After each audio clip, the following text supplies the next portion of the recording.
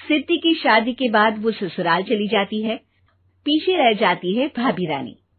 सिद्धि के ससुराल जाते ही भाभी कहती है, अरे वाह जी वाह, सारे कपड़े मेरे।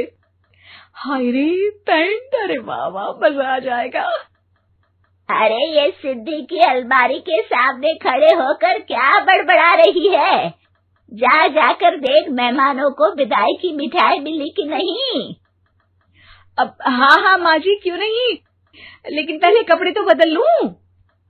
अब रानी आ जाती है सिद्धि के उन कपड़ों में जो वो ससुराल जाने से पहले घर छोड़ जाती है। अरे रानी, कुछ दिन रुक जाती। अरे ये तो सिद्धि बिटिया को मैंने ही दिया था, बड़ा ही फबता था उस पर, तुझ पर तो कुछ खास नहीं लग रहा। अब वो ना मेरे सारे कपड़े गीले थे तो सोचा पहन लूं। वैसे भी सिद्धि को कौन सा दिन पुराने आउटडेटेड कपड़ों को पहनना है। वैसे भी ये सूट तो मैंने तभी पहना था, वैसे खास है भी नहीं ये। हाँ ठीक है, लेकिन ना मेरी सिद्धि पर तो जमता था। सारे मेहमान चले जाते हैं और सिद्धि ससुराल से मायके पहली बार आती है। अपना घर, अपना कमरा, अपनी अलमारी। ये बोलकर जैसे ही सिद्धि अलमारी खोलती है तो सामने उसके कपड़ों की जगह कुछ और ही रखा होता है। माँ, ओ माँ, जरा कमरे में तो आना। सास और रानी वहां पहुंच जाते हैं। रानी ने पहनी होती है सिद्धि की जींस और टी शर्ट। अरे भाभी, ये क्या? ये तो मेरी बड़ी ही महंगी टी शर्ट है, इसे आपने घर में क्यों पहनी है? अरे बहुत मिलती है दीदी ये चौक की मार्केट में, 150 में। ओ भाभी प्लीज, ये एरोपोस्टल है, 2000 की एक टी शर्ट। ओहो, 2000 में तो दीदी 4 साड़ी आ जाए। अब क्या बोलूं? भाभी, ये मेरी अलमारी में छोटू के कपड़े, तो मेरे कपड़े कहाँ हैं? मेरी अलमारी में? अब दीदी आपको कौन से पुराने कपड़े पहनने थे? माना भाभी, लेकिन मैं जब घर आती तो यही सब पहनती ना। अरे तुम तो बड़ी कंजूस हो दीदी। खैर, वक्त आता है जब सिद्धि ससुराल के लिए रवाना हो रही होती है। अरे रानी, अंदर से सिद्धि का गिफ्ट ले आ, लड़की पहली बार ससुराल से मायके आई है। रानी अंदर जाती है और एक सिंपल सी साड़ी लेकर बाहर आ जाती है। ये लीजिए माँ जी। सास बेटी को गिफ्ट देकर ससुराल भेजती है।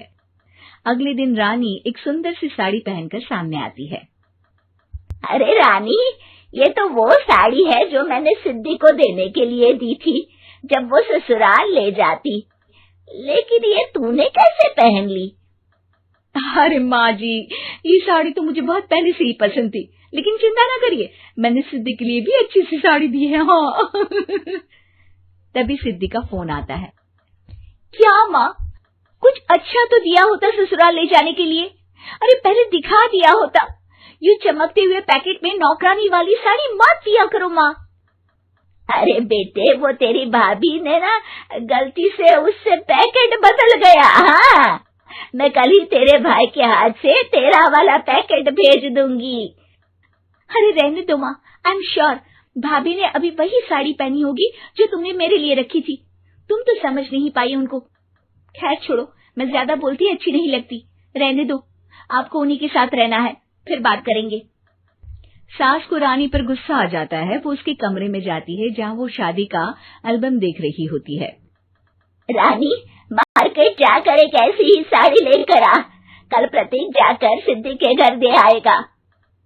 अरे क्यों माँ जी, कितनी साड़ी देनी है दीदी को? यहाँ कोई सेल लगी है क्या? अरे चुप कर, मेरे बेटी के हिस्से की साड़ी खुद पहन ली, अब ज्यादा ज्ञान बांट रही है। एक दिन सिद्धि का फोन आता है। माँ, मेरी सास ने आप सबको खाने पर बुलाया है। सारे लोग सिद्धि के ससुराल पहुँचते हैं। खाना खाकर वो लोग निकल रहे होते हैं कि सिद्धि की सास सभी को गिफ्ट देती है। अरे बहन जी, बेटी के घर का खाना खा लिया, यही बहुत है, जो आप ऊपर से गिफ्ट भी दे रही है। अरे बहन जी, आप भी कहाँ इन बातों पर विश्वास कर रही हैं। सास सभी को गिफ्ट देती है, लेकिन रानी को जो साड़ी देती है वो अजीब सी हरे रंग की लाल रंग के बड़ी छाप वाली होती है। अरे छी छी, ये कौन पहनेगा? सासू माँ को तो जरी वाली इतनी सुंदर और मेरे लिए ये नौकरानी वाली। अरे भाभी, दरअसल मैं जब भी घर आती थी आप वापसी में ऐसी ही साड़ी देती थी ना, तो माँ ने सोचा कि आपको आपकी पसंद की ही साड़ी क्यों ना दी जाए। बेचारी रानी, बोलती भी तो क्या।